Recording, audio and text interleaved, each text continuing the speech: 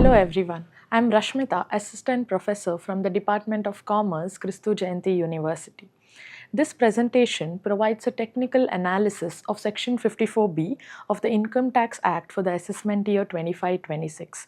This section provides a compliance roadmap that allows the eligible assessee to reinvest capital gains from these sales into new agricultural land, effectively reducing their tax liability to zero. Now let's look at the eligibility for this exemption.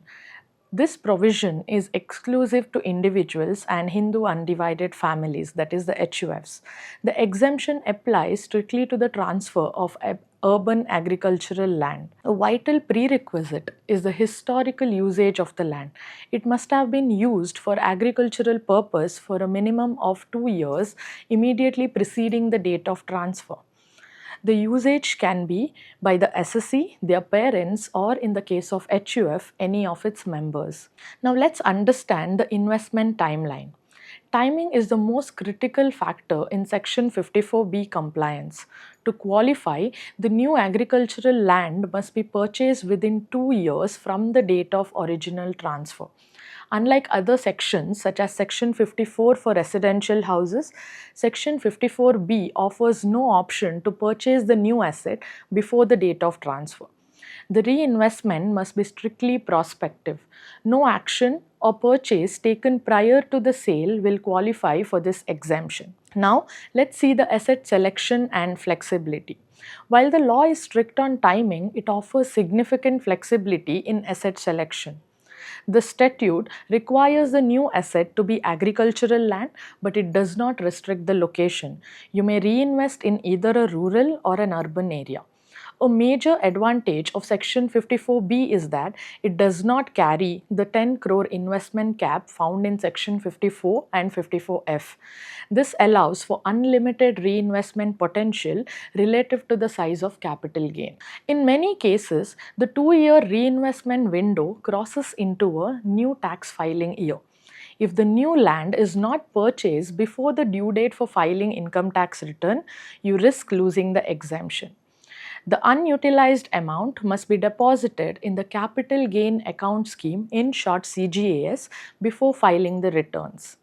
It is important to note that if these funds are not utilized within 2 years of the original transfer, the amount becomes fully taxable as capital gains in the year where the expiry happens. To move from theory to practice, let us examine the case of Mr. Shankar.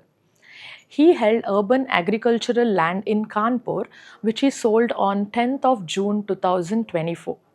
The total consideration received was rupees 15 lakhs. He had purchased this property on July 15, 2001 for a cost of rupees 4 lakhs. The moment this transfer was executed, a capital gain tax liability was triggered. Without a strategic intervention under Section 54B, the entire gain would be subject to taxation in the current assessment year. On this slide, we calculate the actual taxable profit through indexation. We use the cost inflation index, that is CII. The base year index was rupees 100, and for the current year, financial year 24-25, it is 363. Now we arrive at an indexed cost of 14,52,000, that is multiplying our purchase cost into 363 divided by 100. Subtracting this index cost from the sale price leaves a long-term capital gain of rupees 48,000. This is the specific amount that we seek to exempt using Section 54B. The final step in the case study is determining the actual tax relief.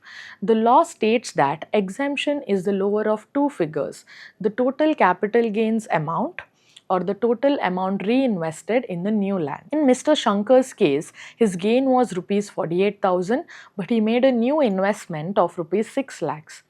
Since the gain of 48,000 is the lower figure, the full amount is exempted. Consequently, his net taxable capital gain is nil. This illustrates how even a relatively small reinvestment compared to the total sale price can completely eliminate the tax burden on the profit.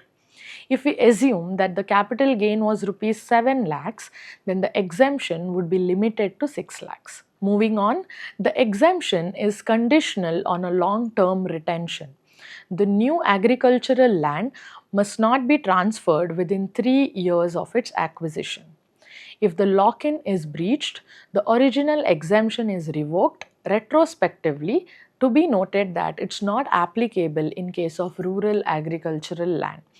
The cost of acquisition for the new land is artificially reduced by the amount of previous exemption claimed, thereby inflating the taxable profit on the second sale. Now, to summarize and conclude, let's ensure that what are the compliances we need to look at. The first thing, verifying the entity as an individual or an HUF, confirming 2 years of agricultural usage prior to the sale. The third one, adhering to the 2-year prospective purchase window. Next, utilizing the CGAs for gap management between the filing years, maintaining the asset for the 3-year lock-in period. So this was a summary of section 54B. Let's meet in the next video for another interesting topic. Thank you.